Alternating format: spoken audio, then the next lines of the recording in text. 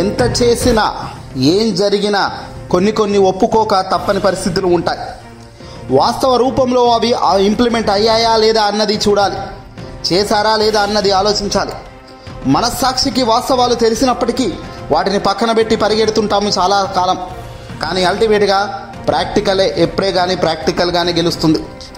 ఆంధ్రప్రదేశ్లో వైఎస్ఆర్సీపీ పార్టీ అధికారంలో ఉన్నప్పుడు 5 ఏళ్ల పరిపాలనలో జగన్మోహన్ రెడ్డి గారు తీసుకొచ్చిన సంస్కరణలు, జగన్మోహన్ రెడ్డి గారు చేసిన కొన్ని పెద్ద నిర్ణయాలు రాష్ట్ర వ్యాప్తంగా ప్రకంపనలు సృష్టించాయి. చంద్రబాబు నాయుడు వ్యక్తులు ఎన్ని అబండాలు వేసినా రాష్ట్ర వ్యాప్తంగా జగన్మోహన్ రెడ్డి గారిని ఇబ్బంది పెట్టే కార్యక్రమాలు తెలుగుదేశం పార్టీకి సంబంధించిన పెద్దలు ఎంత గట్టిగా చేసినా వాటిని తిప్పికొడుతూ జగన్ అనేక విజయాలను సాధించారు.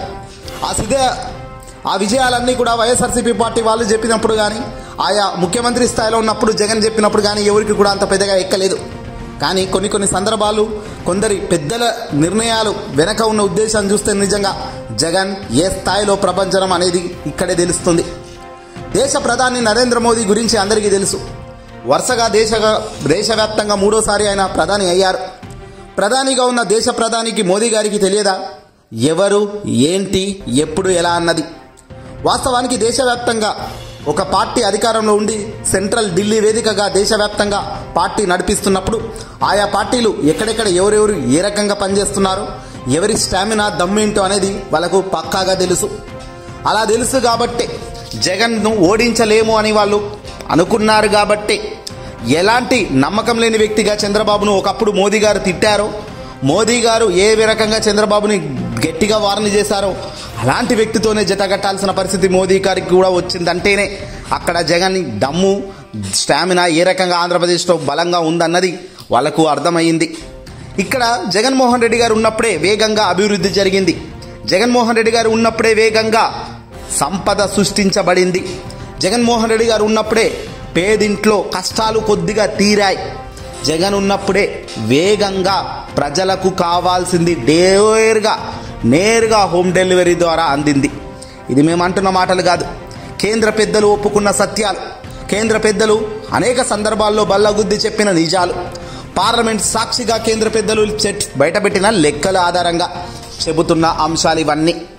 వాస్తవానికి అబద్ధాలు ఎన్నాడినా, మోసం ఎంత చేసినా ఏదో ఒక రోజు ఏదో ఒక క్షణాన నిజం ఒప్పుకోక తీరదు. ఆ నిజం ఎలాగైనా బయటపడుతూనే ఉంటుంది. చంద్రబాబు లాంటి వ్యక్తులు, తెలుగుదేశం పార్టీలో ఉన్న లీడర్ లాంటి వ్యక్తులు బహుశా ఇవేవి గుర్తించిన వాళ్ళకు అనిపించదు. కానీ ఇక్కడ లెక్కలు చెబుతున్నా, కేంద్రం బయట పెట్టిన ఆధారాలు చూస్తున్నా నిజంగా అనిపించే వాస్తవ దృక్పథ కథనం ఇదంతా కూడా. జగన్మోహన్ రెడ్డి గారి హయాంలో ఏ రకంగా అభివృద్ధి జరిగింది, సంక్షేమానికి ఆయన ఎంత పెద్ద పీట వేశారన్నది చెప్పాల్సిన అవసరం లేదు. జగన్ అధికారంలోకి వచ్చి రాష్ట్రాన్ని ముందుకు నడిపిస్తున్న తరుణంలో రాష్ట్రం శ్రీలంక అయిపోతుందట, పూర్తిగా రాష్ట్రాన్ని భ్రష్టు పెట్టిస్తున్నాడు, ఎలాంటి అనుభవం లేదు ఈ జగన్కు కాబట్టి రాష్ట్రాన్ని దివాలా తీసే కార్యక్రమం చేస్తున్నాడని ఎన్నో మాటలు చెప్పారు తెలుగుదేశం పార్టీకి సంబంధించిన పెద్దలు. జగన్ అప్పులు చేస్తున్నాడు అంటూ నార్మల్గా ఒక ప్రక్రియను కూడా పూర్తి స్థాయిలో ఫెయిల్ చేసే కార్యక్రమానికి శ్రీకారం చుట్టారు. ఆ దేశవ్యాప్తంగా, ప్రపంచవ్యాప్తంగా ఏ రాష్ట్రంలోనైనా అప్పు అనేది ఉంటుంది. ఆర్థికంగా అప్పు, ఆస్తులు రెండూ కొనసాగుతుంటాయి బ్యాలెన్స్డ్గా. కానీ వైఎస్ఆర్సీపీ పార్టీ జగన్మోహన్ రెడ్డి గారు అధికారంలో ఉన్నప్పుడు ఏం జరిగింది? సగటున సంవత్సరానికి 47,000 కోట్లు అప్పు తీసుకున్నారు అప్పట్లో వాళ్ళు. కానీ ఇప్పుడు చంద్రబాబు మరి అధికారంలోకి వచ్చారు. మరి అప్పుడు కేవలం 47,000 సంవత్సరానికి నార్మల్గా అప్పులు తీసుకుంటూ, ఎఫ్ఆర్బిఎం లోబడే అప్పులు తీసుకుంటూ ముందుకు అడుగులు వేస్తున్న తరుణంలో అప్పులు చేస్తున్నాడు అని ఆరోపించిన వీళ్ళు ఇప్పుడు ఏకంగా వచ్చి రాగానే 6-7 నెలల్లోనే ఏటా సంవత్సరానికి 68,000 కోట్లు అప్పు చేసేందుకు సిద్ధమైపోయారు. దాదాపుగా 30,000 కోట్లు అదనపు. జగన్మోహన్ రెడ్డి గారు ఈ 47,000 కోట్లు యావరేజ్గా ఆయన చేస్తే కూటమి ఏకంగా 68,742 కోట్లు యావరేజ్గా అప్పు బారో చేసేదానికి రంగం సిద్ధం చేసుకుంది. మరి ఇప్పుడు రాష్ట్రం ఏమైపోతుంది అంటే మాత్రం ఎవడూ సమాధానం చెప్పారు. ఎందుకంటే వాళ్ళ చేతిలో పెద్ద మీడియా వ్యవస్థ ఉంది కాబట్టి ఏదైనా అల్లుతారు, ఏదైనా ముడిపెడతారు. కానీ ఇక్కడే ఒకటి ప్రాక్టికల్గా ఆలోచించాలి. వాస్తవానికి జగన్మోహన్ రెడ్డి గారు అధికారంలో ఉన్నప్పుడు జరిగింది చాలా మేలే. కొత్తగా ఐటీ కంపెనీల నుంచి పారిశ్రమల దాకా, ప్రైవేట్ ఉద్యోగుల నుంచి ప్రభుత్వ ఉద్యోగుల దాకా, రహదారుల నుంచి మౌలిక సదుపాయాల దాకా, పోర్టుల నుంచి లక్షల కోట్లు పెట్టుబడుల దాకా, వాట్ నాట్. కేవలం అభివృద్ధి మాత్రమే కాదు బాస్, రాష్ట్రానికి అంతకు మించి చేసిన వ్యక్తి జగన్. 5 ఏళ్ళు అధికారంలో ఉంటే ఇంత చేయొచ్చా అని ఒక సామాన్యుడు సైతం ఆశ్చర్యపోయేలా చేయడంలో జగన్ పాస్ అయ్యాడు బాస్. ప్రత్యర్థులు సైతం ముక్కున వేలేసుకునేలా చేసిన ఘనత జగన్ది. ఇంతకీ ముఖ్యమంత్రిగా ఆనాడు జగన్ అభివృద్ధి అసలైన నిర్వచనం ఏంటి? ఉద్యోగ కల్పనపై కేంద్రం చెప్పిన నిజాలేంటి? బడా పారిశ్రామికవేత్తలు ఏపీకి ఒకరెనక ఒకరు క్యూ కట్టడం వెనక ముఖ్యమంత్రి జగన్ పాత్ర లేదా? అభివృద్ధి అంటే నిధులు మొత్తం ఒకే చోట కుమ్మరించడం కాదు బాస్. అరచేతిలో స్వర్గం చూపించి ఆశలు రేపడం కాదు బాస్. తన వాళ్లకు మాత్రమే మేలు జరిగేలా చేసి మోసం అసలే కాదు. అదే అభివృద్ధి అనుకుంటే పొరపాటే. అలాంటి అభివృద్ధి వల్ల ప్రజలకు పైసా ఉపయోగం ఉండదు.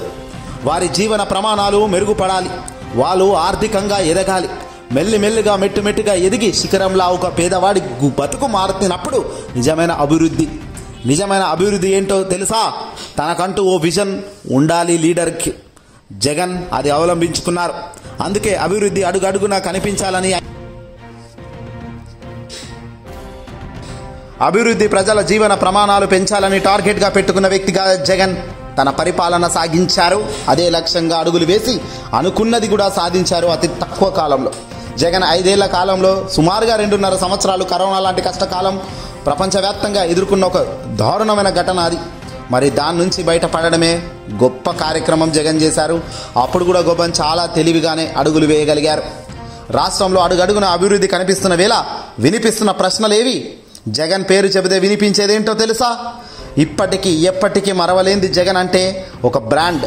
అమ్మఒడి, వైఎస్ఆర్ ఆసరా, వైఎస్ఆర్ ఆరోగ్యశ్రీ, వైఎస్ఆర్ రైతు భరోసా, వైఎస్ఆర్ వాహనమిత్ర, జగనన్న ఆరోగ్య సురక్ష, వైఎస్ఆర్ కాపు నేస్తం, వైఎస్ఆర్ లానేస్తం, జగనన్న ఇళ్ల పట్టాలు, జగనన్న కాలనీ విలాసాలు, జగనన్న చేదోడు, జగనన్న వైఎస్ఆర్ కంటి వెలుగు, జగనన్న విద్యా దీవెన, జగనన్న వసతి దీవెన, జగనన్న విదేశీ దీవెన, వైఎస్ఆర్ ఈబీసీ నేస్తం, వైఎస్ఆర్ సంచర పశు ఆరోగ్య సేవ, వైఎస్ఆర్ పశు బీమా, వెటర్నరీ అంబులెన్స్, గ్రామ వార్డు సచివాలయం, జగనన్న గోరుముద్ద, వైఎస్ఆర్ పెన్షన్ కానుక, వైఎస్ఆర్ చేయూత, మహిళా mart, YSR free crop insurance, YSR సంపూర్ణ పోషణ, వైఎస్ఆర్ రైతు భరోసా కేంద్రాలు, వైఎస్ఆర్ కళ్యాణమస్తు, వైఎస్ఆర్ షాదీ తోఫా, వైఎస్ఆర్ 0 వడ్డీ రుణాలు, వైఎస్ఆర్ ఆసరా, నాడు నేడు, ఫ్యామిలీ డాక్టర్, వైఎస్ఆర్ చేయూత, జగనన్న తోడు, వైఎస్ఆర్ తల్లి బిడ్డ, వైఎస్ఆర్ నేస్తం, వైఎస్ఆర్ విలేజ్ క్లినిక్స్, జగనన్న సురక్ష యంత్ర సేవా పథకం, ఇలా ఎన్ని చెప్పాలంటే అన్ని చెప్పుకుంటూ పోవాలి.